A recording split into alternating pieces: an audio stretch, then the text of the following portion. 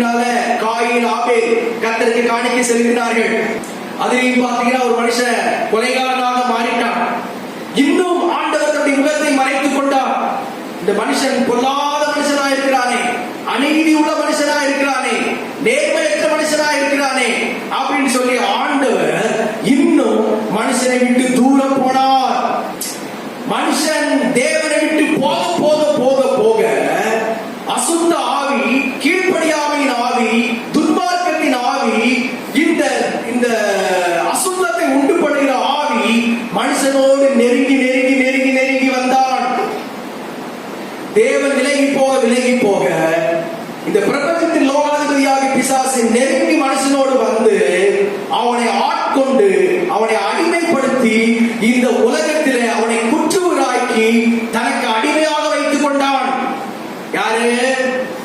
உலகத்தில் விழுந்து போன அசுத்த ஆவி அடிமையாக வைத்துக் கொண்டான். இங்க வா அப்படின்னா வரணும், போனோம் நேராக போன ஒரு கடை திறந்து நேரம் உள்ள போகல அப்படின்னு அவன் போவோம். 2 பாட்டு வாங்க, ஒண்ணு கூடி ஒரு வீட்டு எடுத்துப்போம் அப்படி பிசாசு சொல்லுவான். அப்படியே செய்யும்.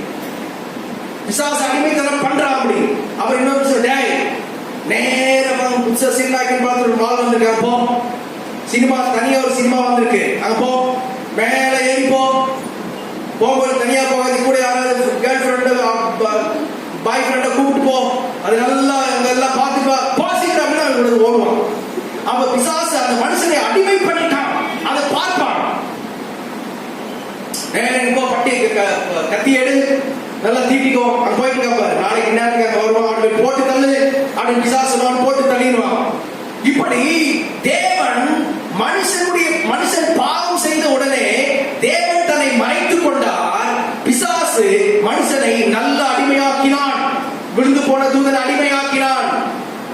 இந்த பிசாசு மனுஷனை அடிமையாக்கி அவனை பாவியாக மாற்றினான். அவன் நரக வேதனை அனுபவித்துக் கொண்டிருக்கிறான். என்ன வாய் ஒண்ணு வச்சிருக்கிறேன், போ, அவன் சிசர் வாங்கிப்பா அப்படின்னு போவான். காசெல்லாம் போய் 2 சிசர் கொடுங்க, வாங்க குடி எரிச்சு தீப்பெட்டி பார்த்தா அப்படின்னு பார்த்தா வைப்பான், 10 ஊதுவான். என்ன ஊதிட்டு இருக்கிற, கொஞ்சம் நெருப்போட அப்படியே வீட்டுக்கு போ, கொண்டாடி இருக்கல பார்த்து மூக்குல ஒரு சூடு வை அப்படின்னு போய் அப்புறம் சூடு வைப்பான். அந்த ஐயோ ஐயோன்னு கத்தும்.